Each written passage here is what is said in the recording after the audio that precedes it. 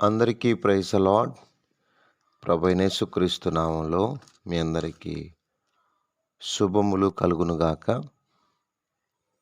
దేవుని ప్రజలారా, ఈ ఉదయకాలం దేవుడు సమస్తమైన కీడుల నుండి ప్రభు మిమ్మల్ని తప్పించునుగాక. మీ ఇంటికి దేవుడు రక్షణ కలిగించునుగాక. మీ కుటుంబాలు ప్రభులో వర్ధిల్లుటకు ఆయన కృప మీకు తోడై ఉండునుగాక. చాలామంది కూడా చాలా దేవుని రాకడకు సిద్ధపడదామన్న ఆలోచన కూడా నాకు తెలిసి చాలామందిలో లేదు అని నేను నమ్ముతున్నాను. మందిరానికి వెళ్ళాం, వచ్చాం, దేవుని వాక్యాన్ని చదువుకున్నాం, ఓకే. దేవుని రాకడకు మనం సిద్ధపడాలి అని నేను చెప్పడం కాదు, మన చుట్టూ ఉన్న పరిస్థితులే చెప్తున్నాయి. నీవు దేవుని రాకడకు సిద్ధపడు అని. నీవు దేవుని కొరకు బలాఢ్యుడవై, పరాక్రమ గల బలాఢ్యుడవై యుద్ధము చెయ్యి అని నీ చుట్టూ ఉన్న పరిస్థితులు, జరుగుతున్న యుద్ధాలు, వస్తున్న కరువులు, ఎన్నో ఇబ్బందులు, విపత్కర పరిస్థితులు, ఇవన్నీ మనకేం నేర్పుతున్నాయి? బిడ్డా, దేవుని ప్రజలారా, నువ్వు సిద్ధంగా ఉండండి, ప్రభువులో మీరు సంసిద్ధులు కండి అని చెప్తున్నాయి. మరి ఈ శుభవర్తమానానికి, ఈ తలంపులకు మీరు సిద్ధమేనా? ఆయన రాకడకు సిద్ధపడదామా? మన భారతదేశ పరిస్థితి చూడండి, వస్తే అతివృష్టి, లేకపోతే అనావృష్టి.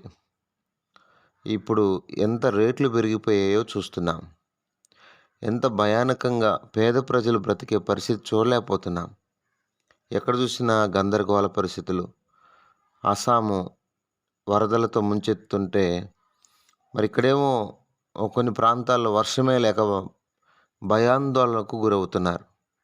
మరి ఒకవైపు ఏడుపు, మరొక వైపు ఏదో తాత్కాలికమైన ఆనందము, మరొక వైపు దుఃఖము. ఎటు బ్రతకాలో అర్థం కాని పరిస్థితి. ఈ పరిస్థితుల్లో మనమున్నాం. జాగ్రత్త పడదాం. రండి, న్యాయాధిపతుల గ్రంథము 6వ అధ్యాయము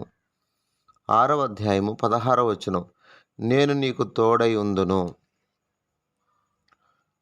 ఇక్కడ చాలాసార్లు మనం ఏమనుకుంటామంటే, దేవుడు తోడుగా లేడు, అందుకే మాకు ఈ గతి పట్టింది. ఈ గతి పడ్డానికి కారణం మాకు దేవుడు తోడుగా లేడు. కాబట్టి ఒకవేళ ఆ గతి దేవుడు తోడుగా లేడు కాబట్టి పట్టిందేమో కానీ, దేవుడు తోడుగా లేకుండా ఉండడానికి కారణం మనం వెతుక్కోవాలి. మిద్యానీయులు వారు భయంకరంగా వారిని చిత్రహింసలు చేసి మిక్కిలి హీనమైన స్థితికి రావడానికి కారణం, మరి మిద్యానీయులను అనగా ఒక విధంగా చెప్పాలంటే మన పొరపాట్లు కూడా చాలా ఉన్నాయి. మన పొరపాట్లు లేకుండా ఏమి లేవు. 6వ అధ్యాయం 1వ వచనంలో, ఇశ్రాయేలు యెహోవా దృష్టికి దోషులైనందున. ప్రియమైన దేవుని బిడ్డలారా, ఈరోజు మన మీదికి శిక్ష రావడానికి కారణం, శత్రువు మనల్ని బలముగా అణిచివేయడానికి, హీన దశకు మనం వెళ్ళడానికి కారణం, ఈరోజు చాలామంది హీనమైన స్థితికి వెళ్ళిపోతున్నారు. కుటుంబాలే హీనమైన స్థితికి. ఒకప్పుడు గొప్పగా బ్రతికిన వారు ఈరోజు హీనమైన స్థితిలో ఉన్నవారు దేవుని నమ్ముకొని గొప్ప స్థాయిలోకి వెళ్ళిన వారు లేకపోలేదు, ఉన్నారు. రాహాబు చూడండి, ఆమెకు వేశ్య, దేవుని నమ్ముకొని ఎంత గొప్ప స్థానానికి వెళ్ళింది. రూతు ఒక మోయాబిరాలు, దేవుని నమ్ముకొని ఏ స్థానం నుండి ఏ స్థానానికి వెళ్ళింది. అంటే హీనమైన స్థితిలో ఉన్నవారు సైతం కూడా దేవుని యందు విశ్వాసం ద్వారా బ్రతుకును మార్చుకొని, జీవితాన్ని మార్చుకొని ఒక ఉన్నతమైన స్థానంలోకి వెళ్తే, దేవుని నమ్ముకున్న వాళ్ళు దేవుని విడిచిపెడితే, దేవుని దృష్టికి దోషులైతే వారి స్థితి ఎలా ఉంటుంది? బాగుంటుందా? ఆనందంగా ఉంటుందా? ఉండదు కదా. మిక్కిలి హీన దశకు వచ్చారు. మిద్యానీయుల వలన బాధ అనుభవించారు. మిద్యానీయులు కనీసం వారి జీవన సాధనమైన వాటిని తీసుకుని వెళ్ళిపోయారు. చాలా బాధపడుతున్నారు. ఇప్పుడు అంటే దేవుని దృష్టికి దోషులైతే దేవుడు ఎందుకుంటాడు? తిరిగి దేవుడే కటాక్షించి ఇప్పుడు గిద్యోను దగ్గరికి వచ్చాడు. హీన దశలో ఉన్న వారిని రక్షించాలి. మిద్యానీయుల చేతిలో నుండి ఇప్పుడు ఇశ్రాయేలుని విడిపించాలి. ఎక్కడో మరుగున ఉన్నాడు గిద్యోను, యెహోషు కుమారుడైన గిద్యోను. చాలామంది మరుగునే ఉన్నారు, తగిన అర్హత కలిగిన వారు. అందుకే దేవుడు ఎవరిని హెచ్చిస్తాడంటే తగ్గించుకునే వారిని హెచ్చిస్తాడు, ఎవరిని పడితే వాళ్ళని కాదు. మరుగున ఉన్నాడు. ఈరోజు చాలామందికి మరుగున ఉండడం ఇష్టం లేదు. బాగా కనపరావాలి. నేను యుద్ధవీరునని నేను పాటలు పాడతానని కనపరావాలి, నేను వాక్యం చెప్తానని కనపరావాలి. కనపరావడమే, మరుగున ఇష్టం లేదు. నేను మాత్రం సంతోషించే విషయం ఏంటంటే హెబ్రోన్లో చాలామంది మంచి దైవజనులు మరుగునే ఉన్నారు, వారు కనపరారు. ఈరోజు 4 వాక్యాలు తెలియగానే చాలామంది ఎగిసెగిసి పడుతూ ఉంటారు. నో నో నో చాలామంది ఆత్మీయులు నైట్ మోకరిస్తే ఉదయం లేచేవారు హెబ్రోన్లో లేరా అంటే చాలామందే ఉన్నారు, మరుగున ఉన్నారు. వారు ఎవరికి చూపించుకోరు, ఎవరితో మాట్లాడరు, యూట్యూబ్ దగ్గరికి రారు, ప్రజల్లో కనిపించరు. వారి ప్రార్థన వాళ్ళు చేస్తూ వెళ్తుంటారు, వారి పరిచర్య వాళ్ళు చేస్తూ వెళ్తుంటారు. అద్భుతమైన పరిచారకులు ఉన్నారు, లేరని ఎవరు చెప్పారు? చక్కగా ప్రేమిన వాళ్ళరా, ఇలా మరుగున ఉన్నటువంటి గిద్యోను దేవుడు పిలుస్తున్నాడు. ఏమని పిలుస్తున్నాడు? పరాక్రము గల బలాఢ్యుడా, యెహోవా నీకు తోడై ఉన్నాడని. ఏంటయ్యా మరి దేవుడు తోడైంటే మాకేంది ఈ గతి పట్టింది? ఐగుప్తులను మమ్మల్ని రప్పించడం మంచిదే, మా పితరులు చెప్పారు, మాకేంది గతి పట్టింది? నువ్వు బలం తెచ్చుకో. ఇప్పుడు మిద్యానీయుల చేతిలో ఉండి ఇశ్రాయేలును రక్షించాలి, నేను నిన్ను పంపుతాను. ఈరోజు దేవుడు ఒక బాధ్యత మనకు అప్పగిస్తున్నాడు. చాలామంది బానిసత్వంలో ఉన్నారు, సాతాను కింద అనపబడి ఉన్నారు. వారిని విడిపించే బాధ్యత ఈరోజు నువ్వు తీసుకోవాలి. ఏదో నా పని నేను చేసుకుంటూ వెళ్తాను బ్రదర్, ఏదో నేను గోధుమలు దొరలగొట్టుకుంటున్నాను, నా పని నేను నేను బిజినెస్ చేసుకుంటున్నాను, నేను వ్యాపారం చేసుకుంటున్నాను, నేను ఉద్యోగం చేసుకుంటున్నాను బ్రదర్, నాది నేను చేసుకొనివ్వనులే బ్రదర్, నేను చేయలేను ఈ పరిచర్య, నా వల్ల కాదు ఈ పరిచర్య సోదరా, నేను చేయలేను అని అంటే కుదరదు. మరి ఎవరు వెళ్ళాలి? బానిసత్వంలో మగ్గిపోతూ రకరకాల అలవాట్లకు బానిసలై విచ్చలవిడిగా తిరుగుతున్న ప్రజలకు సువార్త ఎవరు చెప్పాలి? ఆ భయంకరమైన సాతాను కట్ల నుండి ఎవరు తెంపాలి? ఎవరు వెళ్ళాలి? నా వల్ల కాదు అను అంటే ఎవరు వెళ్ళాలి మరి? నిజంగా తను ఏమై ఉన్నాడో, తను ఏంటో, తన శక్తి ఏందో దేవుడు ఎంత బాగా పరాక్రమము గల బలాఢ్యుడా, పరాక్రమము గల బలాఢ్యుడా.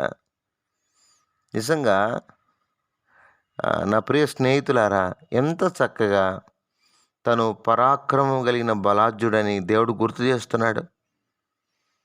మరుగున ఉన్నావు, తగ్గించుకుంటున్నావు, వద్దులేని నా పని నేను చేసుకుంటూ వెళ్తాను అని అనుకుంటున్నావు, కాదు కదా. దేవుడు నీ ద్వారా అనేకుల్ని రక్షించాలనుకున్నప్పుడు, అనేకుల్ని విడిపించాలి అనుకుంటున్నప్పుడు నీవు సిద్ధపడు. వెనుకంజ వేయద్దు, చాలా పొరపాటు అన్నమాట. వెనుకంజ వేయద్దు తమ్ముడు, చెల్లి.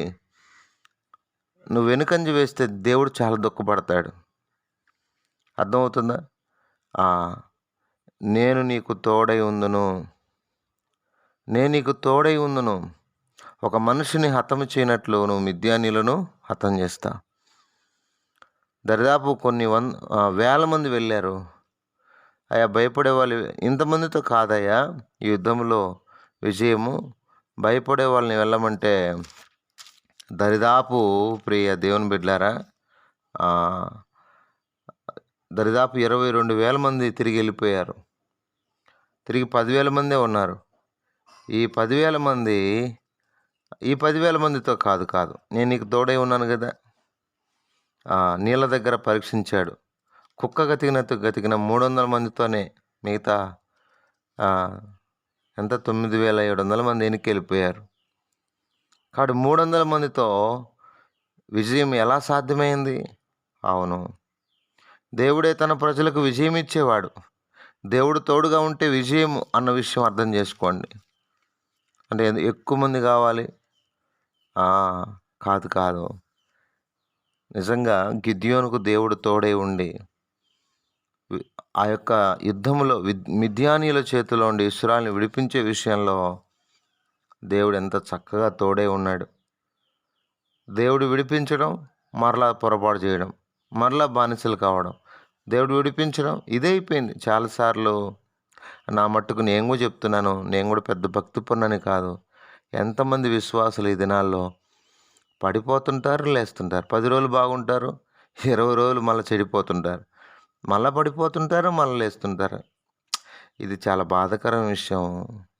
ఒక స్థిరమైన మనసు లేదు, ఒక లక్ష్యం లేదు, ఒక గురి లేదు. ఎన్నిసార్లు నిన్ను లేపాలి, ఎన్నిసార్లు నిన్ను బలపరచాలి?